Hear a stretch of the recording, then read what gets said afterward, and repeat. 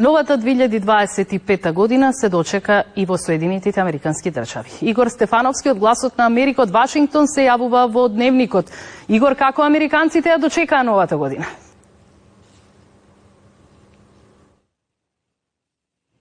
Кате, добар ден од Вашингтон, не срекна нова 2025 година.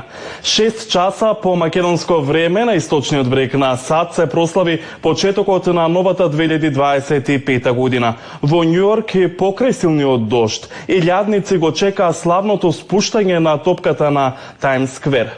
Се слуша овации во моментите на спуштањето на топката, покриена со кристали. Тешка речиси 6 тони, која имаше 2688 кристални триаголници. За разлика од Њујорк, Лас Вегас новата година ја дочека со масовен огномет. На пиротехничкото шоу присуствуваа стотици илјади луѓе за да ги видат огнометите над казината. Еве како изгледаше сето тоа.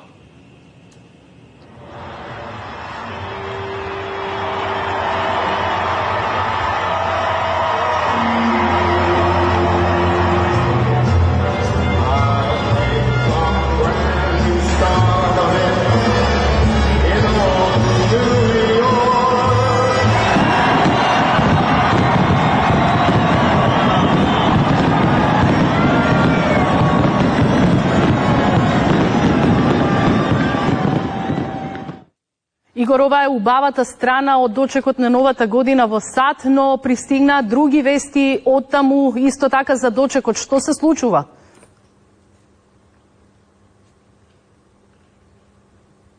Трагедија во Њу Орлеанс по новогодишните прослави. 10 лица загинаа, најмалку 30 се повредени, откако возило удри во толпа. Оваа вест денеска е главна на американските медиуми. CNN јавува дека возачот намерно удрил во толпата. Осомничениот во Њу Орлеанс е починат.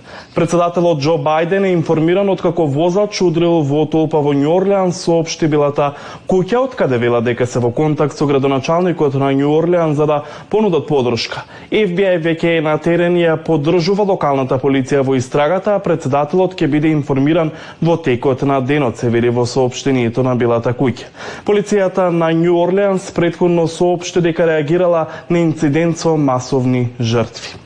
Повредените биле пренесени во 5 локални болници. Инцидентот се случил кога превршувале новогодишните прослави во Њу Орлеанс. Кате? Ти благодарам, Игор, за ова известување од Вашингтон.